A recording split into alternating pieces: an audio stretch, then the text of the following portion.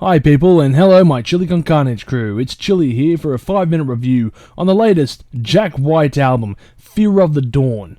But first, a little history regarding Jack White. Jack White was born probably inside a guitar shop.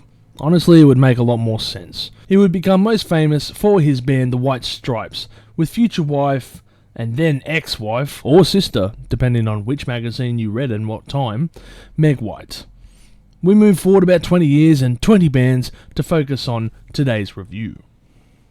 In all honesty, it's unfair to say Jack White is a band slut. He's been part of 6 bands plus his solo career. I'm pretty sure Slash and Tom Morello were in more bands than Jack White. He has, however, collaborated with a number of artists that include Jimmy Page and The Edge on discussing the sound of Led Zeppelin, working with Alicia Keys on the theme song for James Bond movies, which was The Quantum of Solace, and even working with Insane Clown Posse on a cover of Mozart's Leg mich im Arsch, which is translated roughly to Lick My Ass. Yeah, Mozart was a badass who would write operas by day and dirty joke tracks by night. Odd covers aside, let's get into the album. Now, Taking Me Back is the first and opener track.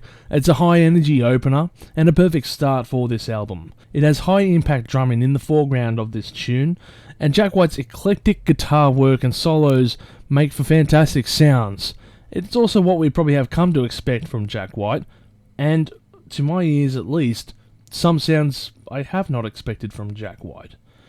He's always eclectic when it comes to his guitar solos, and it's almost a magical moment when you hear him play and find out what he can play through his guitar. It's a great opener track. Fear of the Dawn follows up, and it's another back to roots classic Jack White sounding song. It's got some solid drumming throughout the track, and Jack White's taking a back seat and jamming over the top, playing intermittently and jamming about 1,000,000 guitar solos throughout this song. Very good track. The White Raven opens ominously with lone guitar notes plucked away before a huge wall of fuzz guitar effects comes crashing over. It can be obnoxious in comparison to the original opening guitar riff, but it's a fairly consistent style that Jack White offers. Also a great solo tone on this track. It's quirky and I really dig it. Heidi Ho is up next, and this track is super weird, even maybe for Jack White. But it feels like the acceptable levels of Jack White weird. I don't know, it's got this area, super weird, not so weird, and Jack White's towing it in the middle.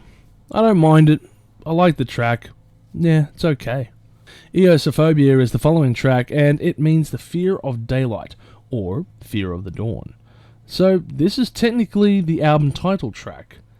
It has a peculiar dub reggae sounding intro that reminds me of some Lee Scratch Perry songs, and it's a pretty slick track overall. Into the Twilight is next, and is this a spiritual follow-up track? A partial concept piece maybe? Not much is really given lyrically, so it feels like a logical step. Anyway, it's a good piece, a solid riff, and a solid drum pattern. Dusk is a small 30-second instrumental piece which is long enough to count as a play on Spotify, oddly enough. What's the Trick is the lead single, and feels like the art of writing riffs is not dead yet. If you love the garage rock movement of 2005, then this track will sink its hooks deep into you.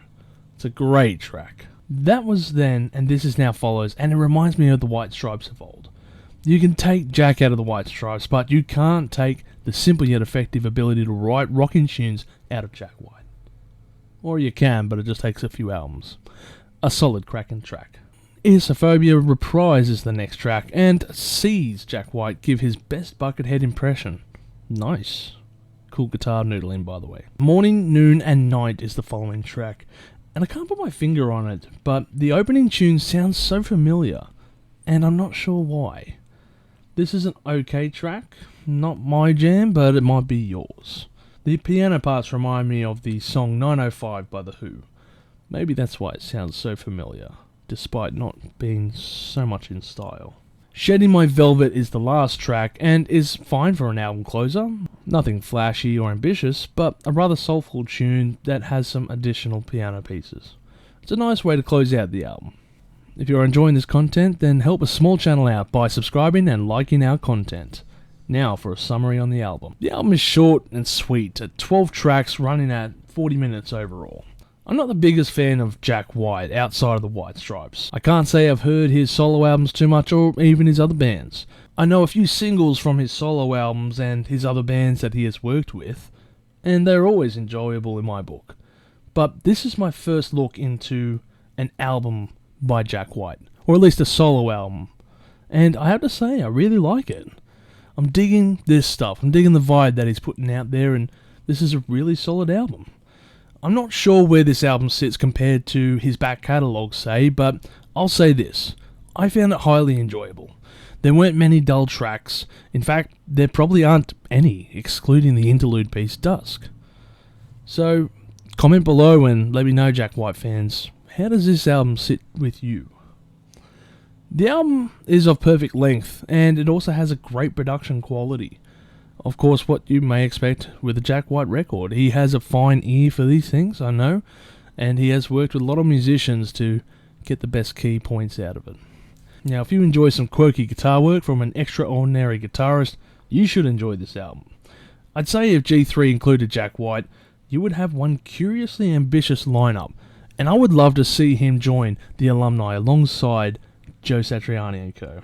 As far as this album goes, it's a great dive into the garage rock scene I haven't heard in a while, but at the same time, this sounds also fresh by minor additions of various styles.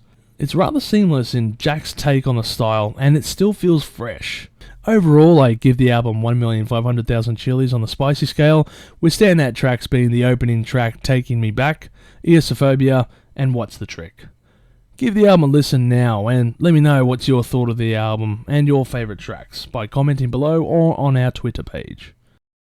Thank you for watching this video. If you have enjoyed it, please consider liking it and sharing it with your friends. And also don't forget to subscribe to our Chilli Con Carnage Crew to stay updated on our newest videos. We're also on Facebook, Instagram and Twitter at Live Listener Race. Please join us on those media platforms for all kinds of updates and discussions regarding music. And as always, stay spicy.